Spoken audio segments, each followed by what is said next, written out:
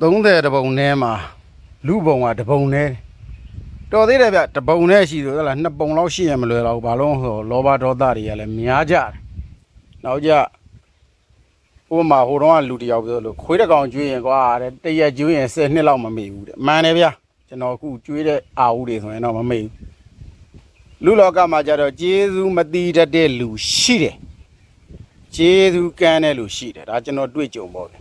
ကျေးဇူးမတိတတ်တဲ့လူကတော့သူကမြဲတမ်းသူမတိုးတက်ဘူးဗျဆင်းရဲတယ်ကျေးဇူးကမ်းတဲ့လူကြတော့တိတတ်တယ်ဒါပေမဲ့ကျေးဇူးကကမ်းတာသူကတိတတ်လို့ကမ်းတာကိုကျေးဇူးကမ်းတယ်နောက်ကြတော့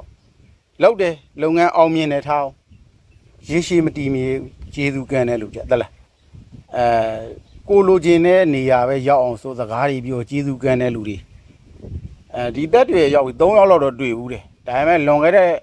တစ်လလောက်ကတွေ့တဲ့လူတယောက်ကတော့တော်တော်ဆိုးဆိုးဝါးဝါပဲနော်သူ့ဘဝလည်းကိုကတော့မေတ္တာပဲပို့ပြီးပါတယ်အောင်မြင်ပါသည်ချမ်းသာပါသည်ပေါ့ဒါပေမဲ့ကျွန်တော်မြင်ခဲ့တဲ့တွေ့ခဲ့တဲ့လောကတွေမှာတော့ကျေးဇူးကမ်းတဲ့လူကဘယ်တော့မှခင်ဗျကြီးပွားခဲ့ရင်လည်းမတည်မြဲဘူးတည်မြဲခဲ့ရင်လည်းသူ့မှာယောဂဗျာတွေမျိုးမျိုးဖြစ်ပြီးတော့စိတ်သောကတွေတိတ်ရောက်ရတယ်ဗျသူများနည်းနည်းတနာရီပူပင်ရရင်သူကတစ်နှစ်ပူပင်ရတယ်အဲ့လိုတွေဖြစ်ရတယ်နော်ဒီရဲ့လောကလောဘဒေါသတွေကြောင်းပေါ့ဗျ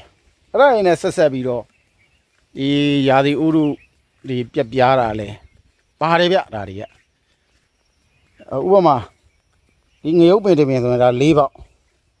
အာတီးတယ်ဗျာနော်မှဲ့တယ်ရောလူစိုက်ထားတာမဟုတ်ဘူးငှက်စားလို့စီကြပြီးတော့ပေါက်တာလူကစိုက်ကြည့်လိုက်သေးချာမဖြစ်ထွန်းဘူးဗျဘောင်းလူကစိုက်တာစိုက်ပုံစိုက်နေရကွာတယ်ဘသူနေစားကွာကျုံဝင်ကြရင်စားကွာဆိုဖြစ်တယ်ဒီပင်ကဘလောက်ရမှပဲရွေးရမှဆိုတွက်ချက်သွားရင်နည်းနည်းကိုမှန်းတော့ခရီးမရောက်ဘူးဗျနော်မနေ့က26ရက်8လပိုင်းဆိုရင်နော်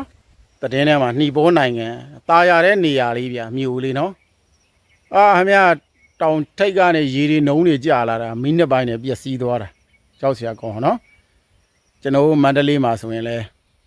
ဟို2025တော့နော်မြင်ကလေးကြီးကြီးလှုပ်သွားတာမိနစ်ပိုင်းလေးနဲ့အများကြီးပျက်စီးသွားတာထူထောင်ထားတာနှစ်ပေါင်း10ချီအဲ့လိုပဲ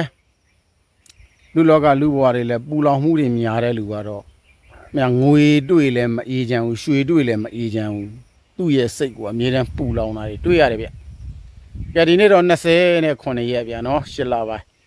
မနက်ပိုင်းလေးနာရီတော့မသိလိုက်ဘူးမြင်ကလေးကဟိုးနောက်တောင်းကနေတန်ကြီးပြေးပြီးလှုပ်လာတယ်ဗျသူကလည်း3 point လောက်တော့ရှိမှခံမှန်းချက်အားလုံးဘေးဥပအန်တရယ်များကင်းရှင်းကြပါစေလို့